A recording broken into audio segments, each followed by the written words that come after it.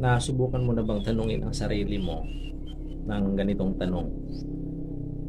Bakit hanggang ngayon, naghirap pa rin ako? 10 years na akong nagtatrabaho, 15 years na, pero ito, naghirap pa rin ako. Kahit emergency fund, wala man lang akong natabi. Alam nyo ba na ang emergency fund, napaka-importante yan. Kasi, pag nagkaroon ka ng emergency, halimbawa magkasakit ang isa sa pamilya mo, ito yung duduklutin mo na pera para gamitin. Para hindi ka mangutang sakaling mayroong emergency na mangyayari sa sayo mismo o sa pamilya mo. So, yung emergency fund na yan, nakatabi lang yan marahil dyan sa bahay nyo o mas maganda sa bangko. At hindi dapat yan galawin sa ibang bagay, kundi para lang iyon sa personal nyong pangailangan sakaling nag-emergency kayo. Pero balik tayo dun sa tanong, bakit hanggang ngayon wala pa rin akong naiipon sa tagal ko nang nagtatrabaho? Siguro baka sa management mo lang, hindi mo lang na hahawakan ng maigi yung sweldo mo. Halimbawa, ang sweldo mo ay sa isang araw, marahil nagsisweldo ka ng 500. Pagpalagay natin, 500 ang sinasahod mo sa isang araw. Pagkatapos, dapat, ang gagawin mo sa 500 mo, babudgetin mo yan sa loob ng isang araw. So, anong gagawin mo? Siyempre, bibilhin mo yung mga pangangailangan mo lang na nararapat doon sa sinasahod mo na 500 sa isang araw.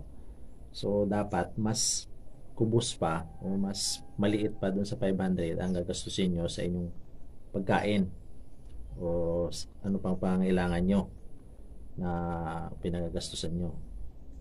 So, kahit anong laki man ang sinasahod mo sa isang araw, kung sobra-sobra ang binibili mo doon sa sahod mo, talagang taghirap yun.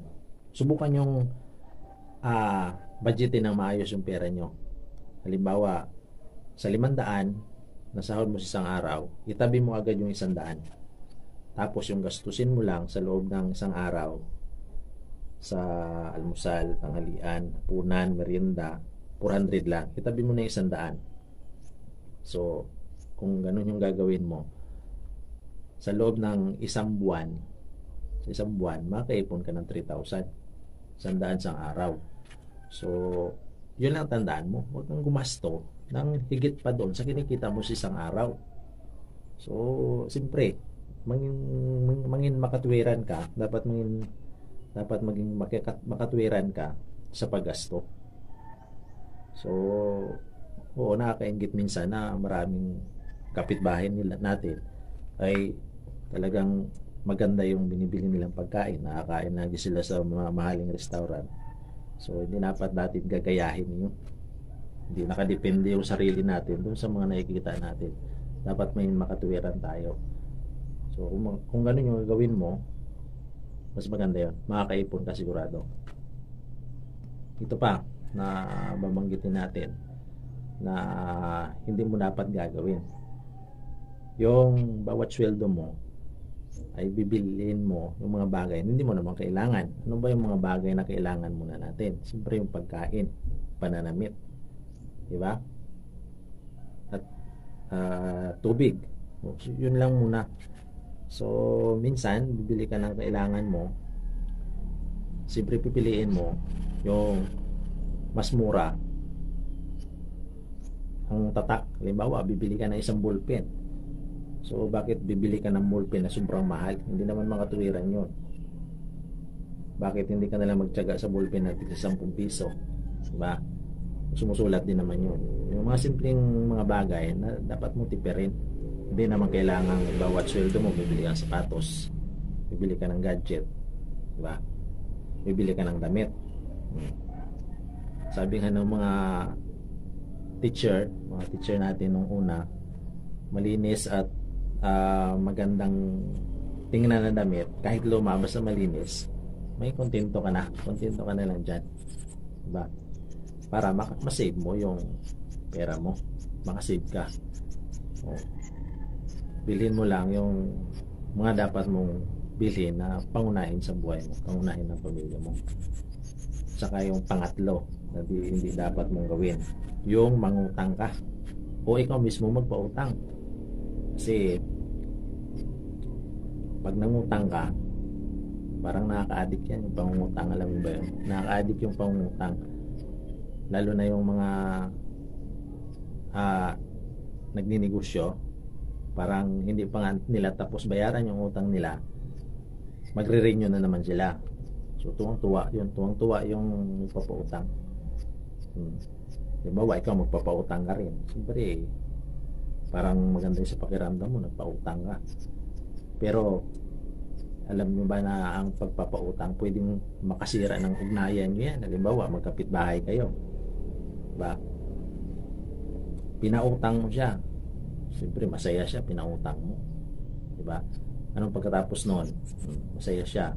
Pag naningil ka na, yan na, tago-tago na, nagtatago na.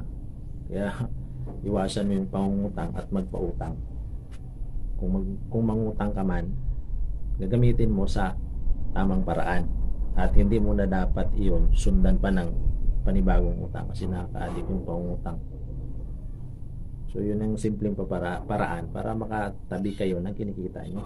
Marami namang sumasahod ng malalaki, pero hanggang ngayon poor man gyapon sila, pigado man gyapon, ay why nila ginagamit ang ila kwarta sa nagakaigo nga pagi. Mayara mga tao nga dako ang ila sweldo, pero bago pa magsweldo sila liwat, ubos na ang ila sweldo. Kaya why nila ginagamit ang ila kwarta sa isakto nga paagi. Why sila naga-budget? Tulad sa gisambit ko kay na dapat kung ang imo sweldo 5 lang kagatos, kuha dayon ang isa kagatos, kag 400 lang ang imo gamiton sa sinaang adlaw.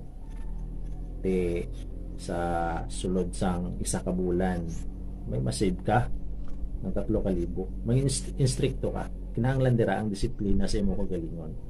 So amo lang na ang mahatag ko sa inyo nga idea agud nga hindi kita portubtob sa no.